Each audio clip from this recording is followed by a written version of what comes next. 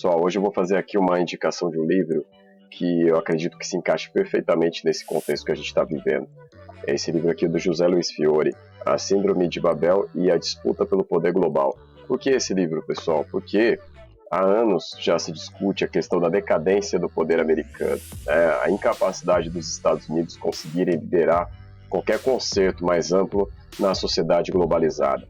Então, a própria ideia de globalização ela vem começando a sofrer um abalo, porque cada vez mais você tem países disputando essa liderança hegemônica com os Estados Unidos, ou pelo menos questionando essa liderança dos Estados Unidos regionalmente, porque a partir do fim da União Soviética se teve a ideia de que os Estados Unidos governariam o mundo praticamente como uma polícia global, né? E isso vem sendo cada vez mais contestado. Na economia nós temos a China fazendo isso, e na parte militar e na parte política nós vemos aí o caso claro da Rússia, né? Porque devido a essa invasão à Ucrânia, então nós temos aí os Estados Unidos tomando medidas econômicas, mas não medidas efetivas militares contra a Rússia, né? Então o que mostra que os Estados Unidos temem agir diretamente contra a Rússia. Então eles vão aí por meio indireto, através da economia, que lógico, vai fazer estragos, né? Mas os Estados Unidos, por exemplo, não movem a OTAN contra a Rússia, né?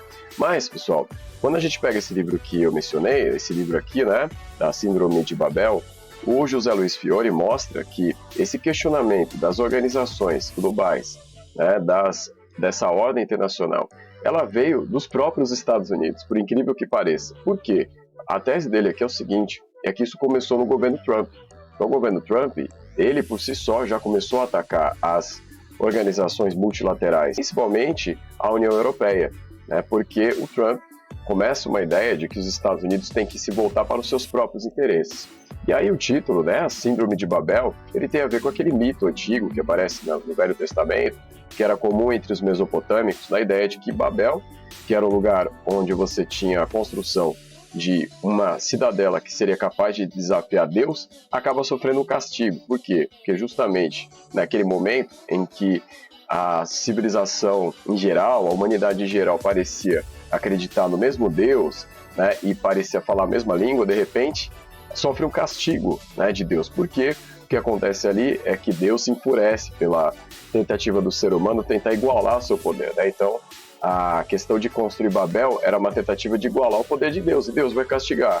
E aí vai fazer o quê? Vai fazer todos ali serem divididos, e aí o que vai ocorrer é que um povo vai ser escolhido para que você tenha ele representando Deus, né, para castigar todos os outros povos. E aí, o raciocínio aqui desse livro são os Estados Unidos, né, aqui que a gente pode aplicar como analogia. Por quê?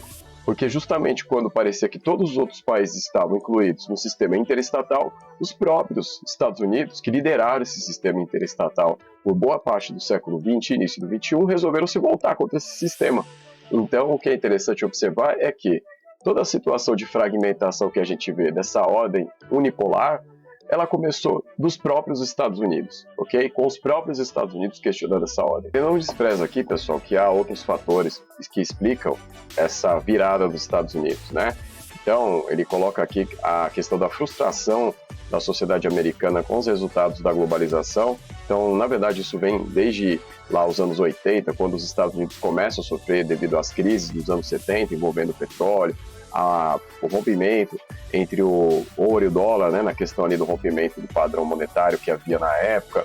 E aí ele coloca também a questão, né, da ascensão da China, né? Então ele não deixa de reconhecer esses dois fatores, mas ele vai colocar essa questão, né, do mito de Babel como explicação, né, para essa reversão aí desses valores, né, desses valores multilaterais, né? Se a gente lembrar lá desde o fim da Segunda Guerra Mundial, nós tínhamos lá a criação de vários órgãos para gerir, né, aí a nova ordem. Então você vai ter o FMI, você vai ter o GATT, né, você vai ter várias organizações como o Banco Mundial também, que vão fazer essa gerência do sistema. E aí de repente chega nos anos 2016 em diante o governo Trump para romper tudo isso, né? Então isso acaba então sendo o início desse questionamento da ordem criada pelos próprios Estados Unidos praticamente lá no fim da Segunda Guerra Mundial, pessoal. Então vale muito a pena ler esse livro. Tá? Ele tem duas sessões, ele tem uma sessão que é falando sobre essa situação geral de disputa hegemônica, né? Ele coloca aqui Estados Unidos, Rússia e China como os principais. E na segunda parte ele vai falar do papel do Brasil e da América Latina nesse contexto todo. Então vale muito a pena, pessoal. A gente fica por aqui, é isso. Obrigado e até uma próxima.